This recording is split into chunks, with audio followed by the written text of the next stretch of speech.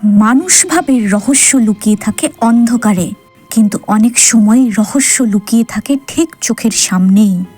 কি সর্বনাশ! আলমারির চাবিটাই তো পাচ্ছি না।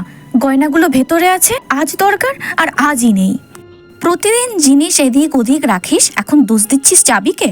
ব্যোমকেশবাবু বলতেন, যা খুঁজছ তা অনেক সময় তোমাকেই দেখছে। এইসব কথোপকথনের মাঝখানে অন্বেষার হঠাৎ চোখ পড়ল রিমির সামনে রাখা খবরের কাগজের উপরে। পায়েল, এই কাগজটা সকাল থেকে তোর কাছেই ছিল? হ্যাঁ, চা খাওয়ার সময় আমিই পড়ছিলাম। কেন? ইন্টারেস্টিং।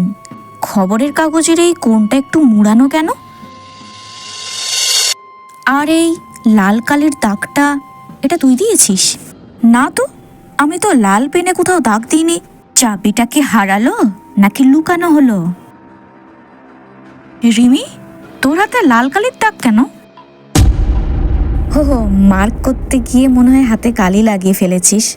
অন্বেষাদি, তুমি বেশি গোয়েন্দাগিরি করো না, আমি কোনো দাগ ফাঁক দিইনি। রিমি, অপরাধী সবসময় নিজের অজান্তেই প্রমাণ ফেলে যায়। পায়েল যখন কাগজ পড়ছিল, তুমি পাশ থেকে চাবিটা সরাবে বলে প্ল্যান করলে। পায়েল চা খেতে খেতে উঠে গেল, তুমি ওর পড়ার কাগজেরই একটা নির্দিষ্ট জায়গায় চাবিটা টেপ দিয়ে আটকে দিয়েছিলে, আর চিহ্ন হিসেবে লাল কালির দাগ, যাতে নির্দিষ্ট পেপারটা খুঁজে নিতে অসুবিধে না হয়, আর রেখে দিয়েছিলে বাদবাকি খবরের কাগজগুলোর তলায়। কি?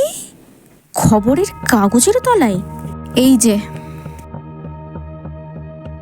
চাবিটা কেন লুকিয়েছিলে রিমি?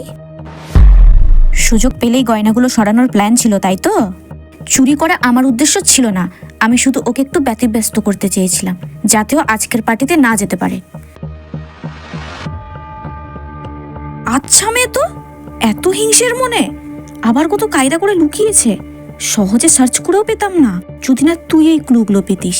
ব্যোমকেশবাবু বলতেন, অপরাধ সবচেয়ে দুর্বল হয় অপরাধীর অসতর্কতায়।